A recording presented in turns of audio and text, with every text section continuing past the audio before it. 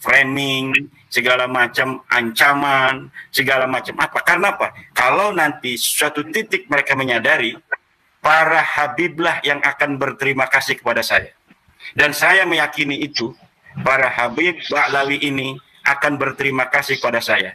Kalaulah tidak di dunia, maka mereka akan mencari saya di dalam surga.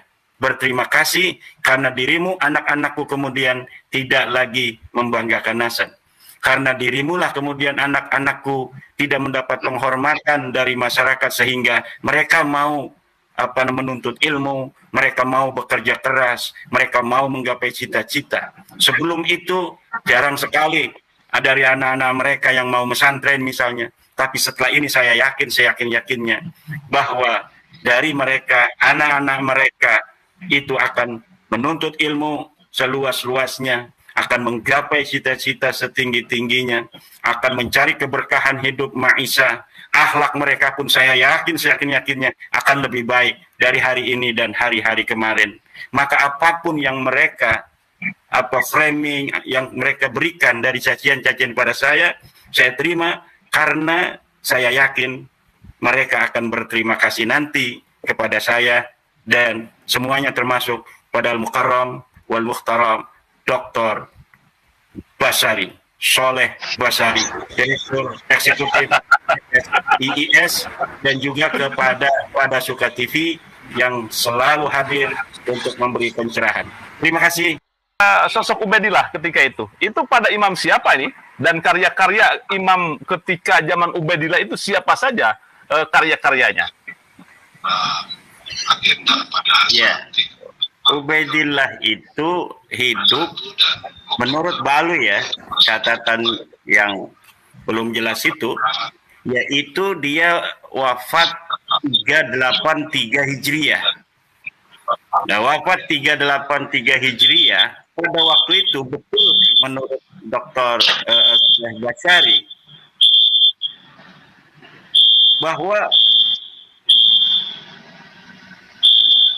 bahwa ketika itu kitab-kitab, baik kitab secara ilmu pengetahuan lainnya maupun kitab sejarah dan kitab nasab sendiri itu sudah sangat kuat.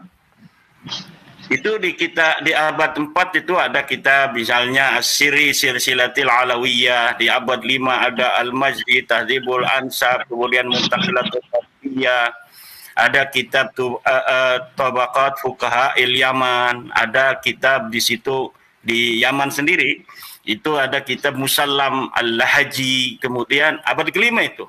Kemudian ada kitab Torfatul Ashab, semuanya dibangun dan ditulis di abad-abad di mana dikatakan Ubaid anaknya Alwi, kemudian anaknya lagi Muhammad, kemudian anaknya Alwi, itu diasumsikan oleh Ba'lawi dan ditulis sejarahnya sebagai orang-orang besar. Tapi ketika dikonfirmasi di dalam kitab-kitab yang ada di Yaman, itu tidak ada. Bagaimana orang besar yang dikatakan mujtahid mutlak seperti Ubaidillah Alwi, muhaddis luar biasa katanya dalam Salim bin Jindan, tetapi di dalam kitab-kitab yang ada ditulis pada masa itu di dalam Yaman sendiri itu tidak terkonfirmasi, apalagi di luar Yaman kalau memang diasumsikan mereka ada di Yaman. Tetapi karena memang menurut penelusuran saya, orang-orang ini memang tidak ada, Ubaid ini memang tidak ada, Ahmad bin Isa tidak pernah ke Yaman, itu yang menjadikan bahwa mereka itu tidak disebutkan. Jadi mereka tidak disebutkan karena memang orangnya tidak ada di Yaman. Kenapa Ahmad bin Isa sama sekali itu kitab-kitab yang terbentang dari abad ketiga, bahkan di Yaman itu pusat ilmu pengetahuan sejak masa-masa Islam, di mana para ilmuwan-ilmuwan hadis itu dari Ba'alwi asli nih, itu di abad ketiga itu sudah melahirkan para ahli-ahli hadis sesuai dengan apa yang dinyatakan dalam kitab Al-Iqlil. Kemudian pada abad-abad selanjutnya para sahabat juga banyak yang hadir di Yaman mengajarkan Islam. Bahkan pula Ibnu Hajar juga pernah ke Yaman dulu itu. Tetapi nama-nama Ba'lawi ini tidak ada leluhurnya. Leluhur Ba'lawi sebelum abad ke Hijriah itu tidak ada sama sekali. Kenapa tidak ada? Karena memang mereka tidak ada di Yaman. Mereka tidak ada di Yaman, maka oleh karena itulah mereka tidak disebutkan. Dari mana mereka? Ya kita belum menelusuri secara apa namanya itu, secara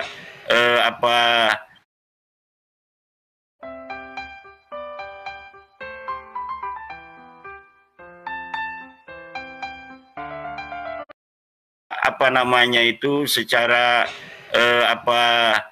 detail. Ini asli ya, asli para habaib itu luhurnya dari mana mereka. Kita baru berasumsi mereka dari India. Kalau menurut saya, ini luhur asli para habaib ini, saya asumsikan masih dalam tahap asumsi ini dari India, pindah ke Mirbat, kemudian pindah ke Tarim. Ya. Kalau Ahmad bin Isa yang asli, itu dia ada di Madinah, kemudian keturunannya, cucunya, itu pindah ke Qum di Iran, pindah ke Asfihan, pindah ke Samira, pindah ke Basrah, pindah ke Baghdad. Tidak ada yang pindah ke Yaman sama sekali. Keluarga-keluarga Rasulullah Muhammad sallallahu alaihi wasallam yang terdeteksi pindah ke Yaman itu adalah dari keluarga Ar-Rassi, dari keluarga keturunan Imam Al-Hadi dan lain sebagainya. Tidak ada dari keturunan Ali Al-Uraidi yang pindah ke Yaman. Tidak ada itu. Ali Al-Uraidi itu seorang Syiah Imamiyah. Ditulis di dalam kitab-kitab sejarah, dalam kitab-kitab nasab seorang Syiah Imamiyah. Sedangkan di Yaman itu Syiahnya Syiah Zaidiyah. Masa iya seorang Syiah Imamiyah kemudian dia pindah ke Son'a misalnya, yang Syiah Zaidiyah, dapatkan sesuatu yang secara politik menguntungkan. Walaupun memang bisa juga diterima karena masih Syiah. Tapi yang aneh itu dia pindahnya ke Hadramaut. Yang di sana adalah suku Ibadiyah Khawarij yang sangat membenci keluarga Nabi Muhammad SAW. Ini bunuh diri nih kalau keturunan Nabi pada waktu itu pindah ke Hadramaut, pindah ke Tarim yang dikuasai pada waktu itu 317 itu oleh orang-orang Khawarij, oleh orang-orang Ibadiyah. Ini adalah sungguh sangat di luar nurul secara logika antropologis itu ya. Ini secara antropologi. Kemudian begini lagi Kang Mas, secara ilmu antropologi, secara ilmu sejarah, perpindahan ideologi sebuah keluarga dari ayah ke anak itu pasti ada hal yang sangat luar biasa. Dari misalnya ayahnya kan Syiah tuh, Ali Al-Uraidi, kemudian punya anak Muhammad An-Naqib juga dia Syiah. Kemudian Isa juga Syiah. Ahmad bin Isa juga terkonfirmasi oleh kitab Al-Ghaibah sebagai orang Syiah. Lalu tiba-tiba Ubaid jadi mujtahid mutlak, tetapi dia mengikuti katanya Imam Syafi'i, walaupun dia telah tarafnya mujtahid mutlak, tapi dia ikut Imam Syafi'i. Ini harus ada sebuah kejadian besar yang bisa membuat mereka dari Syiah itu berpindah kepada Sunni. Ini sangat tidak masuk akal. Seorang yang ayahnya adalah seorang tokoh daripada Syiah Imamiyah, tiba-tiba Ubaidnya ini menjadi tokoh Syafi'i. Dan di Yaman itu belum terdeteksi ada madhab Syafi'i di sana pada abad-abad itu. Karena nanti di Mirbat misalnya madhab Syafi'i dibawa oleh Imam Al-Qala'i di abad ke-6 ke-7. Kemudian dikembangkan secara masif oleh murid-muridnya Imam Al-Qala'i. Dia hidup dengan titi mangsa yang sama dengan Sohib Mirbat, yang menjadi leluhurnya Ba'alawi juga, katanya ada di Mirbat itu bersama Imam Al-Qala'i. Tetapi sungguh sayang, Imam Qala'i bersama muridnya dicatat semua oleh orang-orang sejarawan. Tetapi Sohib Mirbat yang dikatakan juga seorang ulama besar, sama sekali ketika itu tidak ada yang mencatat namanya. Katanya dia hidup bersama-sama Imam Al-Qala'i, bertemu dengan Imam Al-Qala'i. Imam Qala'i dan murid-muridnya dicatat, tapi sosok Muhammad Sohib Mirbat ini sama sekali tidak dicatat. Pertanyaan kenapa dia tidak dicatat? Tentu jawabannya karena memang dia tidak ada. Tidak ada di Mirbat waktu itu. Oke.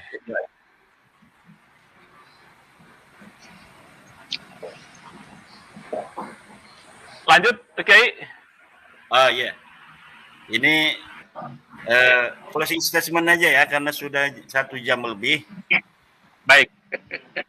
Ya, jadi Pak Dr. Soleh, Kang Yusuf Mas, bahwa kita seperti yang dikatakan oleh Dr. Soleh Basari ini adalah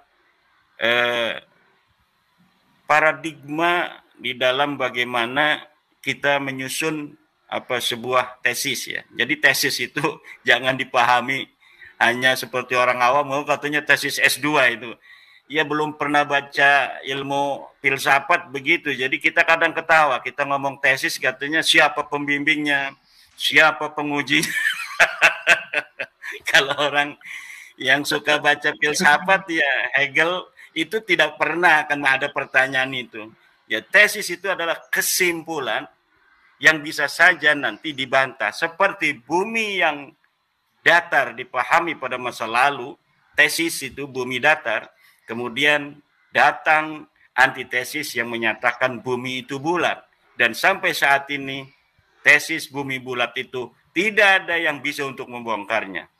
Dulu Ba'alawi dikenal tesis bahwa mereka cucu Nabi. Sekarang datang antitesis yang sudah menjadi tesis bahwa Ba'alawi tidak terkonfirmasi secara ilmu nasab, ilmu sejarah, DNA sebagai keturunan Nabi.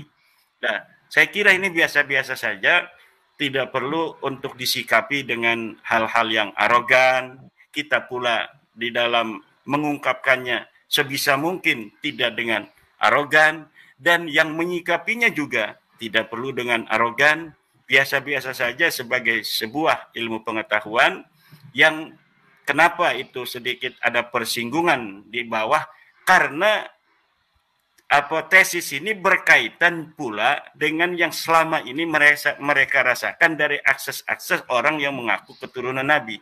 Sebenarnya kalau akses itu tidak ada, ini tidak akan ada sama sekali nggak bakal ada gejolak. Tapi karena dari dulu ada ekses dari pengakuan nasab itu yang berkaitan dari sisi-sisi itu teologis, sosiologis. Nah, kemudian ada kesadaran dari sebagian orang, kemudian ada emosi setelah sadar, oh ternyata selama ini gitu kan ada seperti itu. Kemudian dari yang merasa dirugikan, masa iya selama ini kita biasa-biasa saja diterima orang sebagai cucu Nabi, kok tiba-tiba dimentahkan oleh orang yang hasut, iri dan dengki, ya kan, yang tidak mencintai cucu Nabi segala macam. Sebenarnya itu wajar-wajar saja. Jadi makanya saya sering mengatakan kepada Laskar Sabilillah di grup-grup kita, jangan kita terpancing, jangan kita seperti mereka gampang marah. Kita harus menyadari bahwa mereka selama ini yang diyakini oleh mereka adalah cucu Nabi. Kemudian tiba-tiba saja itu berubah. Itu dalam ilmu psikologi ada masa starem endreng lah kalau anak-anak muda itu ya masa di mana harus ada adaptasi di sana secara psikologi yang kita harus menyadari itu. Makanya saya tidak pernah marah ketika itu ada caci maki terhadap saya, itu saya tidak marah. Wong kira-kira saya pun kalau di posisi mereka itu marahnya mungkin lebih saya daripada mereka itu. Kalau misalnya saya dari dulu gitu di posisi mereka. Tapi karena memang kita itu berusaha menyadari, ada ungkapan indama la yanfa'u al-atab tajahulu at-tajahulu roha. Ketika marah itu tidaklah bermanfaat, maka mengabaikan itu adalah sebuah kelegaan. Jadi kita harus pura-pura tajahul terhadap segala macam framing, segala macam ancaman, segala macam Karena apa? Kalau nanti suatu titik mereka menyadari para habiblah yang akan berterima kasih kepada saya. Dan saya meyakini itu, para habib Ba'lawi ini akan berterima kasih kepada saya. Kalaulah tidak di dunia, maka mereka akan mencari saya di dalam surga. Berterima kasih karena dirimu, anak-anakku, kemudian tidak lagi membanggakan nasab. Karena dirimulah kemudian anak-anakku tidak mendapat penghormatan dari masyarakat sehingga mereka mau menuntut ilmu, mereka mau bekerja keras, mereka mau menggapai cita-cita. Sebelum itu jarang sekali dari anak-anak mereka yang mau mesantren misalnya. Tapi setelah ini saya yakin-yakinnya bahwa dari mereka, anak-anak mereka itu akan menuntut ilmu seluas-luasnya, akan menggapai cita-cita setinggi-tingginya, akan mencari keberkahan hidup maisha. Akhlak mereka pun saya yakinnya akan lebih baik dari hari ini dan hari-hari kemarin.